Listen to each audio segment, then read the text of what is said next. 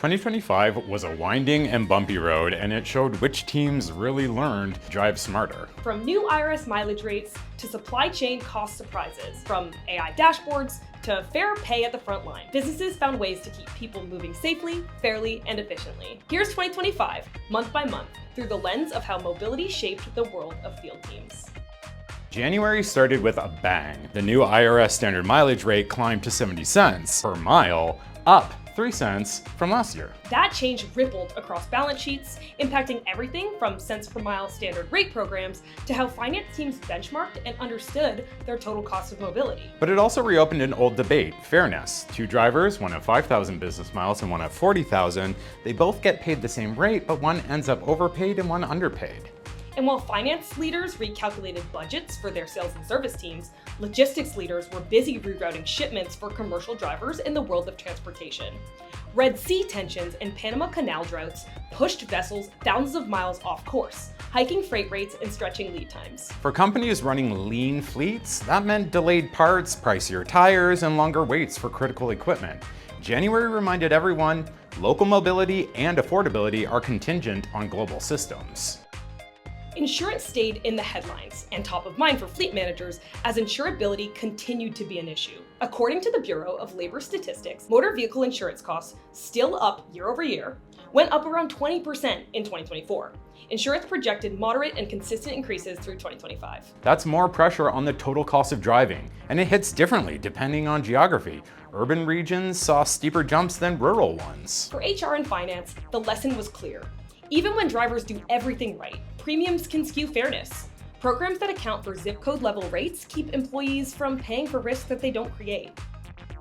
While tariff and supply chain friction kept planners busy, finance leaders countrywide got busy compiling their mileage logs. In the office, it was audit season.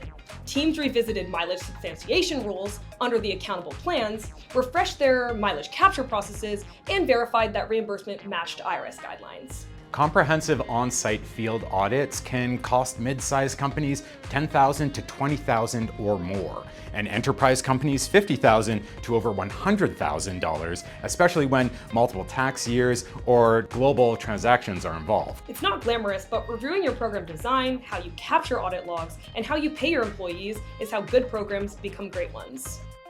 April proved once again that although companies need to think globally, driving happens locally.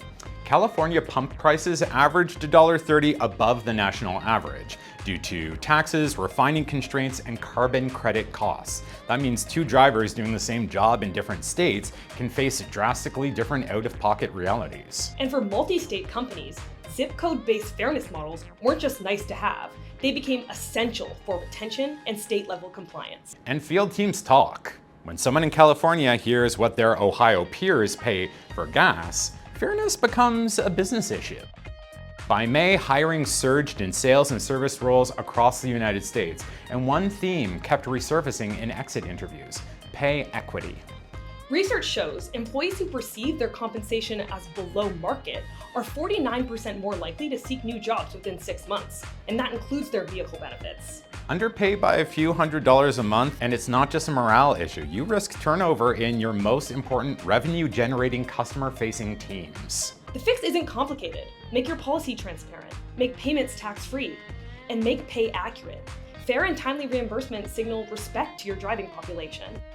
June was the month AI stopped being a buzzword and finally started to become helpful in practice. According to McKinsey, companies that re-engineered workflows to include AI, not just swapped tools, saw double-digit productivity gains. For mobility, that meant automated mileage reporting, predictive cost alerts, and dashboards that surface insights before audits did, ensuring that data could create real action faster than ever before. That meant fewer hours lost to Excel gymnastics and way more time to actual strategic analysis. And according to a recent car data survey, 79% of respondents believe AI will cut reimbursement errors in half. So the upside isn't just speed, it's accuracy. In July, CarData put that AI philosophy into motion. CarData Intelligence took center stage, helping teams unlock insights 70% faster and cut hours of manual reporting with custom AI-driven analytics tools. It turned data into drive, real-time visibility into mileage patterns, regional spend, and outlier alerts all in one place. For finance and ops leaders, it meant moving from what happened to what's next. Insight isn't just an add-on anymore, it's the engine for better decision-making for fair and cost-effective vehicle programs. By August, global shipping finally caught a break. Container rates, or the cost of shipping goods in standardized metal containers, dropped about 40% from their January peak, easing pressure on supply chains and cutting costs for manufacturers, retailers, and service fleets alike. That dip helped operations teams catch their breath, resetting inventory targets and reviewing total mobility costs. And those costs go so far beyond fuel.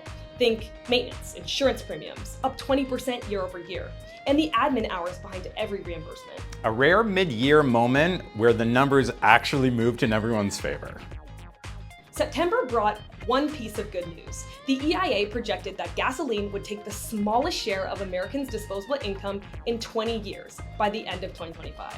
However, coming out of the busy summer months, car allowance averages kept rising, moving from an average of about $650 per driver in January, peaking at over $750 in September, an 8% increase across the first 9 months of 2025. Spring through early fall brought steady, predictable growth to overall reimbursements. Even with cheaper gas predicted to be on the horizons, the total cost to drive, maintenance, insurance, tires, mileage volume peaked in the fall. By Q4, some regulators stepped in to keep things level. North Carolina capped average auto insurance hikes at around 5%, and a few other states followed suit. But moderation doesn't replace rigor. Verified trips, zip code-based rates, and proactive insurance checks kept programs clean, even as markets cooled. In mobility, stability comes from process and policy, not market luck alone.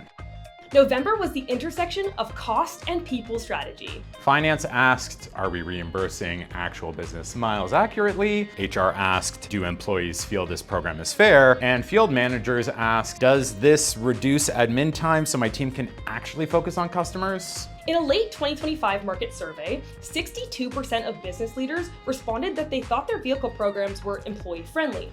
But only 45% of finance leaders agreed, showing a clear discrepancy between departments. When all departments can say yes, our vehicle programs make sense for our employees' needs and our business goals, you've turned a compliance topic into a holistic business win. So, what did 2025 teach us? That market rates move, but fairness is designed, not guessed. That supply chains can wobble, but disciplined programs keep everything steady. That people decide outcomes. Fairness drives retention and performance. And that intelligence compounds. Smarter systems make smarter leaders. To every finance leader cutting waste without cutting people, every HR pro fighting for fairness, every ops manager keeping the wheels turning, and every field rep out there making it all happen, we see you. And if early signals are right, 2026 is already shaping up to be another big year. Rising fuel costs alone have teams expecting about 6% growth in reimbursement budgets, and we're all waiting to see where the IRS lands on the final standard mileage rate.